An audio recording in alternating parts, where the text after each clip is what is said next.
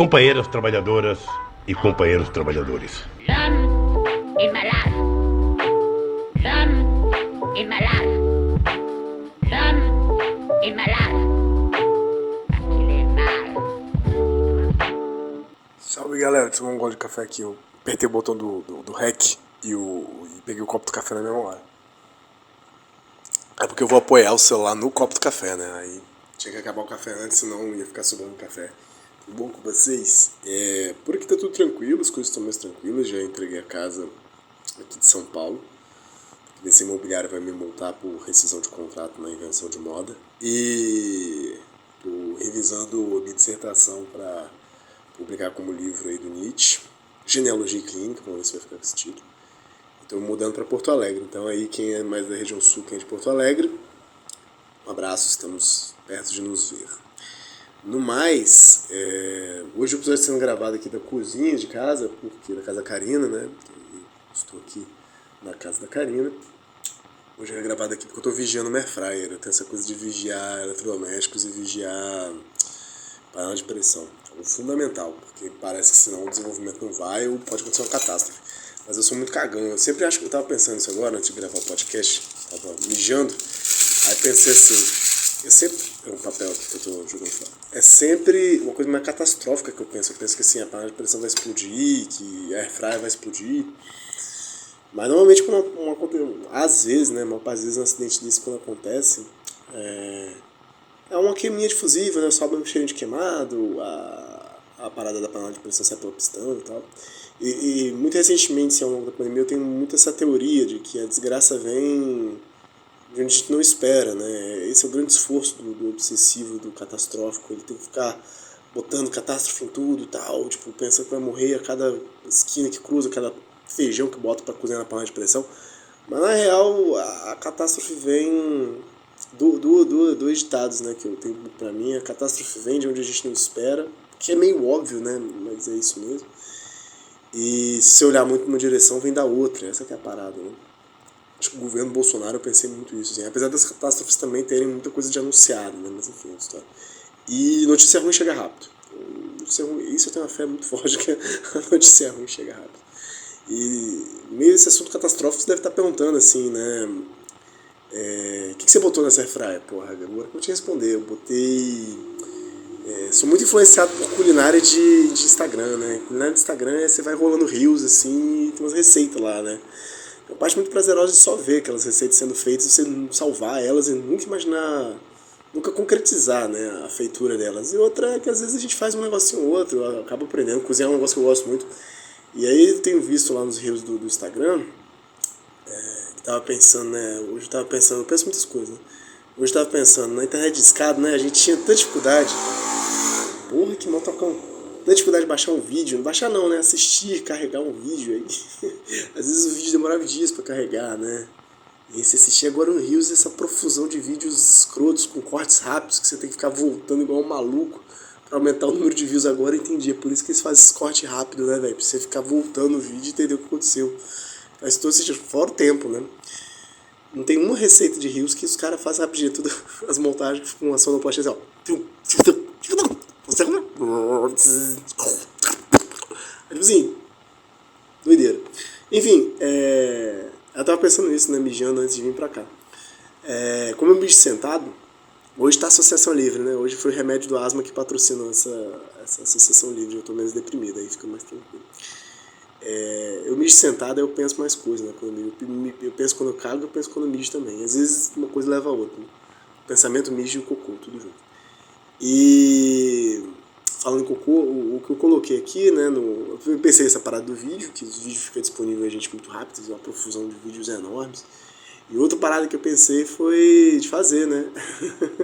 Essa receita de repolho, cara. Você pega um repolho assim, corta pela metade, faz tipo uma lapa de repolho, uns 2, 3 dedos de repolho, e grelha ele na frigideira ou no forno com sal e azeite, depois joga um molho por cima, assim. Eu gosto muito, muito, muito de repolho, assim, desde moleque. E aí comprei um repolhinho pequenininho ontem, porque não tinha repolho grande no nosso mercado. E agora eu vou fazer um molho pro repolho. E o molho vai na airfryer. Pô, como assim o molho vai na airfryer? O molho tem que ir no processador, não tem que ir no liquidificador. Pois é, essa é a preparação do molho. Eu botei pimentão vermelho, botei tomate italiano, botei cebola roxa, botei alho. Pra ficar 20 minutos na temperatura máxima do airfryer e dar aquela chamuscada. Chamuscada está, você joga no liquidificador, bate com sal, bate com a fumacinha líquida assim, ó. Molhinho gostoso para jogar em cima do repolho. Essa é a receita do dia. 5 minutos de para acabar com o juízo e você ouviu a receita do almoço. Eu vou botar 20 minutos aqui, senão não vou... Olha o barulho dela. Ela parece que vai decolar, airfryer. Hoje é motoca airfryer. Mas enfim, voltando aqui pro nosso assunto, para acabar com o juízo, vou botar aqui o alarme, né? O último episódio foi um dos mais rápidos, assim, né, do Velho Oeste. Tirando o episódio que eu gravei gripado, que foi super rápido mesmo. Todos eu gravo gripado, na verdade, né? Agora eu tô com a teoria que eu tô sempre gripado. Mas quis dizer que eu gravei doente e eu gravei menor. Aí, vamos lá. 20 minutinhos, tá direto da cozinha da Karina. Meio sujinho aqui as coisas, mas vamos embora. Cara, a gente parou lá naquela confusão da Aufregung, né? Da Aufregung do cu, assim. Mas a gente tá, na verdade, na página 191, desculpa. Quase chega na página 200 e quase chega no episódio 100, né? Esse episódio de 98, episódio de comemoração da Copa do vice-campeonato da Copa do Mundo Brasil. Ronaldo Fenômeno aí, um forte abraço, Roberto Carlos, Cafu, só gente boa. Então na 191 tem uma quebra de parágrafo aqui, a gente tá lá, né? Eis por quê. Mas aí... não sei o que tava rolando aqui, mas vamos daqui. Eis porque os comentadores mais favoráveis à universalidade do Édipo reconhecem, no entanto, que se encontram nas sociedades primitivas os mecanismos ou atitudes que o efetuam na nossa sociedade. Nenhum superego, nenhuma culpabilidade. Volto aqui porque eu pensei que entendi. Eis porque os comentadores mais favoráveis à universalidade reconhecem, no entanto, que se encontram nas sociedades primitivas os mecanismos ou atitudes que o efetuam na nossa sociedade. Estranho esse período, né? Mas enfim. Nenhum superego, nenhuma culpabilidade. Nenhuma identificação de um eu específico com pessoas globais, mas identificações sempre parciais e de grupo, segundo a série compacta e aglutinada dos antepassados, segundo a série fragmentada dos camaradas ou dos primos. Nenhuma analidade, se bem que haja porque há o ânus investido coletivamente, né, e não descentralizado e privatizado, que era o assunto do episódio passado. Então o que resta para fazer Édipo? Pergunta e nota de rodapé. A nota de rodapé de Paul Parham, 1916, e colaboradores. Leblanc pensant trop, os brancos pensam demais. Tradução francesa. Você já tinha rolado esses brancos pensam demais? Que bom, né? Puta, que fome agora. Subiu o cheiro do pimentão. Os brancos pensam demais, 1963, tradução francesa, 1966. As relações, aí aspas na nota de rodapé do Paul Parham e colaboradores. As relações pré-objetais com as mães passam É estranho isso aqui. As relações pré-objetais com as mães passam e se repartem nas relações identificatórias com um grupo de camaradas da mesma idade. O conflito com os pais é neutralizado nas relações identificatórias com um grupo dos irmãos mais velhos. Página 4286. Aí fecha aspas o comentário deles. Há uma análise com resultados semelhantes no livro de Marie Cécile e Edmond Ortigue, Édipo Africano. Mas esses autores fazem uma estranha ginástica para manter a existência de um problema ou de um complexo de Édipo, apesar de todas as razões que têm para afirmar o contrário e apesar desse complexo não ser, dizem eles, acessível à clínica, entre aspas. Então aqui eu acho que é esse recurso da antropologia e da etnopsicanálise, né, essa psicanálise comparativa entre culturas, povos e tradições distintas, e como há uma certa grupalidade que do jovem não se envolve tanto com o pai e com a mãe, né, mas sim com o grupo, com os pares, né, os brancos pensam demais. Legal, no Leblanc pensant trop. Se for esse mesmo título que eu estou pensando, né, se o meu francês não enganar, é um título legal. Me lembra muito aquele filme Gente Branca Não Sabe Enterrar. A estrutura... Voltando ao texto, né? Isto é, uma virtualidade não efetuada. Então o que resta para fazer Édipo? Nossa, de onde vem Édipo, né? Senão das relações sociais. A estrutura, isto é, uma virtualidade não efetuada, né? Uma parada que estruturalmente, nas condições da existência humana, se atualizaria em toda a sociedade. Será preciso acreditar que Édipo universal assombra todas as sociedades? Mas exatamente como o capitalismo se assombra? Desculpa, eu estava reparando isso. Quando eu tomo esse remédio de asma, eu tenho dificuldade de acertar a palavra e ler as palavras certas, acertar as palavras para dizer e ler as palavras certas. Então vai ser um pouco mais disléxico do que o normal esse episódio. Mas exatamente como o capitalismo as assombra, isto é, como um pesadelo ou o angustiado pressentimento de que seria a descodificação dos fluxos e o desinvestimento coletivo dos órgãos, o dever abstrato, e por que não dizer o dever branco, né? Mas não é o dever branco, né? A molaridade branca, a sombra dos fluxos de desejo e o dever privado dos órgãos. Que não é branco, né? Será que o branco é uma contingência do capitalismo? Será que eles diriam isso? O branco é uma condição do capitalismo, né? Aí que tá, porque no mundo que a gente veio, o capitalismo europeu, né? É branco, é norte, né? Hemisfério norte. Mas enfim, mas esse é o medo, né? Que as sociedades entendidas como primitivas, isso já está no Clastres, né? É bem interessante e você vai vendo como elas esconjuram, né? Elas expurgam, elas fazem um conjuro contra, né? Conjuram contra, esconjuram o Estado e a acumulação de poder, né? Como se houvesse um pressentimento do que seria a descodificação dos fluxos e o desinvestimento coletivo dos órgãos, essa privatização dos órgãos. O dever abstrato dos fluxos de desejo e o dever privado dos órgãos. Legal, né? Da onde vem essa assombração, se o ético e o capitalismo não são universais? 3.1.5 A crueldade, dar ao homem uma memória. Aqui tem um parênteses que é nessa revisão que eu estou fazendo de genealogia clínica, do livrinho lá, de dissertação para virar livro, deve sair esse ano. Estamos estudando bastante Nietzsche, estamos estudando bastante genealogia da moral, então mnemotécnica neles. Quem não leu genealogia da moral, vai lá, vai falar mal dele, porque é um livro muito divertido, velho. É muito criticável e é muito falho na argumentação, mas, cara, é um puta livro muito divertido, assim. Top livros divertidos de pensamento e filosofia que eu conheço. Divertidos no mau sentido, assim, você fica tudo embrulhado, né? Mas é genealogia. Eu só não coloco o Zaratustra aí no top, porque eu acho que o Zaratustra tem um ganho muito grande se você leu genealogia. Se você tem uma genealogia na bagagem, um Gaia Ciência e um Além do Bem e do Mal, o Zaratustra fica o melhor livro de todos, assim, puta livro. Agora 100 parece um livro meio repibocosco, assim, fácil de ficar parando ali nas fábulas e ficar, mas pô, por que a vaca amarela? Que porra é essa? Que é essa aranha? Ah, meu Deus, ficar gastando assim. Xerimbão subindo. Mas vamos lá. Então, o tema do 3.1.5, né, a crueldade, é o tema, grande tema da genealogia, né, de como surge a consciência humana. É um trabalho muito anterior, né, eu diria quase 40 anos antes do Mal-Estar de Civilização do Freud, mas tem uma correspondência, tem um diálogo muito interessante. A máquina territorial primitiva codifica os fluxos, investe os órgãos, marca os corpos. Beleza, até aqui a gente foi legal. Até que ponto circular, trocar é uma atividade secundária em relação a essa tarefa que resume todas as outras, marcar os corpos que são da Terra. Ou seja, também já vimos isso, diferença entre circulação, troca, sendo secundária em relação à inscrição e à marcação, ou registro. A essência dos sócios registrador, inscritor, enquanto atribui a si...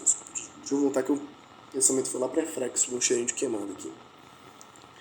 A essência do sócio, mas deixa queimar. Cozinha, o segredo da cozinha é deixar queimar. Onde parecer que tá bom, deixa queimar mais um pouquinho. O fogo é uma invenção e um domínio muito raro. Aproveite isso aí. Tá fazendo um negócio assim, mal passado, carne, não sei, não tem carne, não fosse. Mas, mesmo no mal passado tem que fazer uma crostinha legal, né? Mas o leguminho assim de leve, não, deixa tostar, tipo, vamos tostar, assim. Tem que ter um pretinho, assim, na comida, pra dar sabor defumado, dá sabor do fogo, dá sabor da tradição, dá sabor dos seus antepassados aí, bicho. A essência dos sócios registrador, inscritor, enquanto atribui a si próprio as forças produtivas e distribui os agentes de produção, consiste nisso: tatuar, excisar, incisar, recortar, escarificar, mutilar, cercar, iniciar. Puta, foda pra caralho, irado. A essência dos sócios registrador. Então, né, os sócios é a superfície de registro, é o papel do sócio, está na primeira frase, né, desse capítulo. Não. Bom, em algum lugar tá lá, né? A função do sócio é escrever e que tá repetindo. A essência do sócio registrador e inscritor, enquanto atribui a si próprio as forças produtivas, então, é essa subjetivação que se produz com a dimensão dos sócios. O sócio registrador e escritor, ele faz fazer com que toda a produção da terra na nossa coletividade, cada sócio registrador ele faz com que ele faz uma atribuição a si próprio das forças produtivas. Todas as forças produtivas vêm da nossa sociedade, né? É essa a impressão que a gente tem. E a gente não tem mais relação com a água, com rios, caralho, a gente tem relação com isso tudo palavreado, registrado, inscrito de alguma maneira, inclusive os nossos próprios corpos, né? Então, é nesse sentido que há a atribuição a si próprio das forças produtivas, sempre em relação. Não havendo, então, há uma impossibilidade de distinção entre cultura e natureza. De antemão, não há, né, algo que seja totalmente natural, uma vez que condição do sócio-escritor e condição do homem estar dentro do sócio-escritor, ser parte, ser peça do sócio-escritor, uma relação com essa natureza. Enquanto atribui a si próprio as forças produtivas e distribui, ou seja, né, distribui os agentes de produção, espalha, faz a logística dos agentes de produção. Consiste nisso. Tatuar, né, são todas essas marcações possíveis para lembrar quem é quem, o que é o que pode fazer o que, onde está cada coisa. Tatuar, excisar e incisar, que eu não sei o que significam essas palavras, recortar, escarificar, que é fazer escarificações, né, fazer marcas na pele, na superfície, mutilar, cercar e iniciar, no sentido de fazer processo de iniciação. Né? Nietzsche definia, aspas, a moralidade dos costumes como o verdadeiro trabalho do homem sobre si mesmo durante o mais longo período da espécie humana, todo o seu trabalho pré-histórico. Antes de ir para a nota tradutor, seguir aqui, porque a nota tradutor é extensa, né? Fecha aspas, 2 pontos. Um sistema de avaliações que tem força de direito em relação ao diversos membros e partes do corpo. Aqui sim, tem um erro. Aos diversos membros e partes do corpo. Então, olha só, um sistema de avaliação que tem força de direito em relação aos diversos membros e partes do corpo. Ou seja, né, a moralidade dos costumes como o trabalho do homem sobre si mesmo. Que faz avaliação que tem força de direito em relação aos diversos membros e partes do corpo. Muito foda. Vamos lá para o tradutor, eu só vou... Não sai daí não, não vou pausar não, vou olhar aqui, o cheirinho tá... É bom queimar, mas também botar fogo na casa é paia. Calma aí.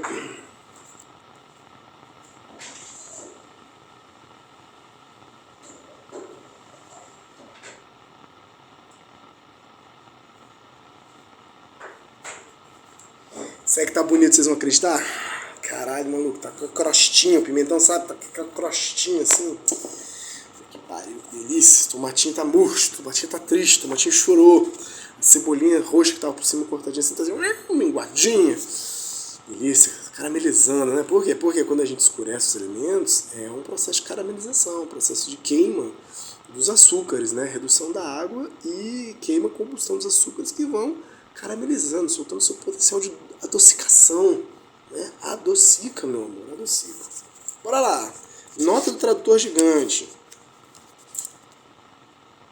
Colchetes, acho que é colchetes. Aspas, o imenso trabalho daquilo que denominei, aspas do Nietzsche, né? Moralidade e costume, fecha aspas, o autêntico trabalho do homem em si próprio, durante o período mais longo da existência, todo esse trabalho pré-histórico encontra nisso seu sentido. Tem um destaque de ser um trabalho pré-histórico, né? Interessante. Encontra nisso seu sentido. Sua justificação, não obstante o que nele também age de tirania, dureza, estupidez e idiotismo. Os pontos, com a ajuda da moralidade do costume e da camisa de força social, o homem foi realmente tornado, em destaque na Itália, confiável. Que é essa ideia nietzschiana, né? Que é uma ideia também muito freudiana. Todo um impulso e um conjunto de instintos no animal homem, e de repente uma coisa parece que a porra da consciência, você começa a ver causalidade, você começa a ver consequência nas suas ações, você começa a poder se comunicar, você se torna dependente do bando e onde você enfia. Porra. Tá pronto. Onde você enfia confia essa cambada de instinto e vontade de desganar todo mundo e de sair destroçando todo mundo. E nisso você tem todo um trabalho de amansamento, domesticação, confiabilização do animal homem, que era um animal de rapina muito doido, muito próximo do chimpanzé, muito próximo do macaco, por isso que o homem não pode não ter crime. De alguma forma o Sérgio Moro estava próximo ali da coisa. É um animal muito violento. Tem um parentesco, né, muito violento, assim. E aí é toda essa tornar o homem confiável através do quê?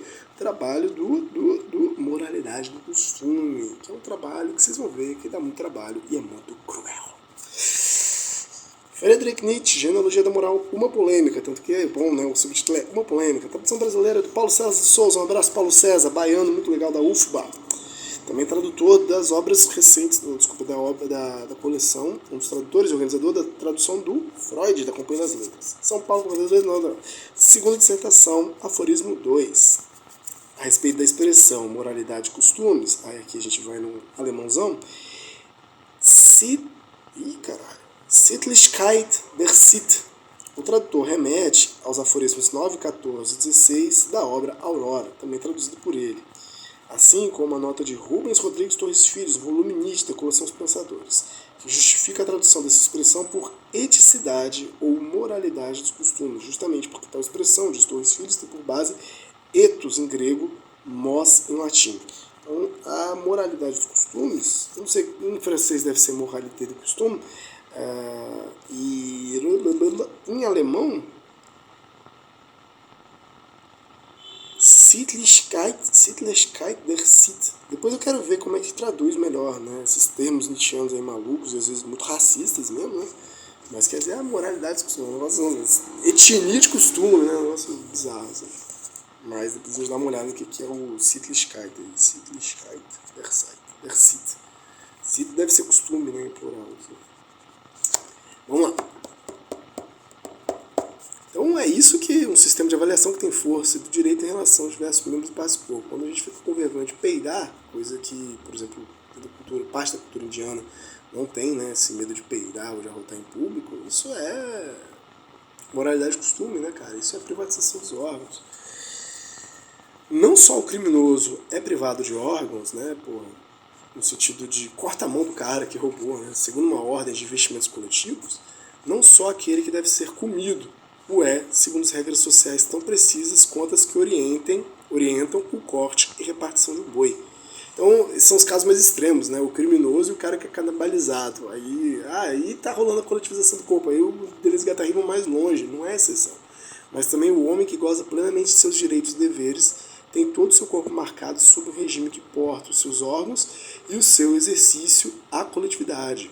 Parênteses, a privatização dos órgãos só começa com a vergonha que o homem experimenta à vista do homem. Entre aspas, essas aspas são do Nietzsche, né? A grande vergonha que o homem experimenta à vista do homem. Está fora de contexto nessa dimensão, mas não é tão fora de contexto, né? A grande vergonha é essa vergonha da força, né? A vergonha de poder afirmar a potência e a vontade de poder diante do fraco que fala, você podia ser mais brando, né? Você podia ser mais tranquilo, né? E aí o forte pode ficar com vergonha de ser forte. Essa é a grande vingança dos fracos sobre o forte.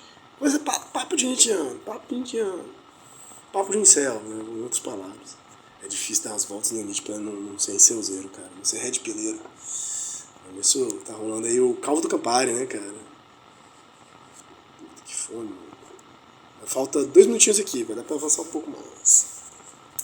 É que se trata de um ato de fundação, pelo qual o homem deixa de ser um organismo biológico. Puta, que bonito, cara. Isso aqui é Paul Preciadinho purinho, texto junk aqui, ó. Sexual tecnopolítica, é isso aqui, cara. Deixa de ser um organismo biológico e devia um corpo pleno. Ou seja, um corpo cheio, né? Um corpo cheio dos órgãos, assim, cheio das funções. Uma terra sobre qual seus órgãos se agarram, atraídos, repelidos, miraculados, segundo as exigências de um sócio. E é exatamente nesse parágrafo, nessa frase, que você vê um belo exemplo daquela porra toda que eles estavam malucando no começo do livro, do que é as máquinas desejantes enganchando no corpo sem órgãos. E como essa inscrição, essa função determinada dos órgãos, ou seja, esse enganchamento, essa inscrição das máquinas exigentes do corpo sem órgãos, tem um prazo de validade, eles escorrem, porque há um processo de repelimento, né? Nunca eles se deixam em paz. Porque, como a gente já viu, há uma igualdade de natureza, uma diferença de regime entre as máquinas exigentes e as máquinas sociais. Que os órgãos sejam talhados nos ossos e que os fluxos escorram sobre ele. Só isso, a frase é essa. Que os órgãos sejam talhados no sócio e que os fluxos escorram sobre ele. Diz Nietzsche, mais uma vez, trata-se de dar uma memória ao homem, e o homem que se constituiu por uma faculdade ativa de esquecimento, por um recalcamento da memória biológica, deve arranjar uma outra memória que seja coletiva.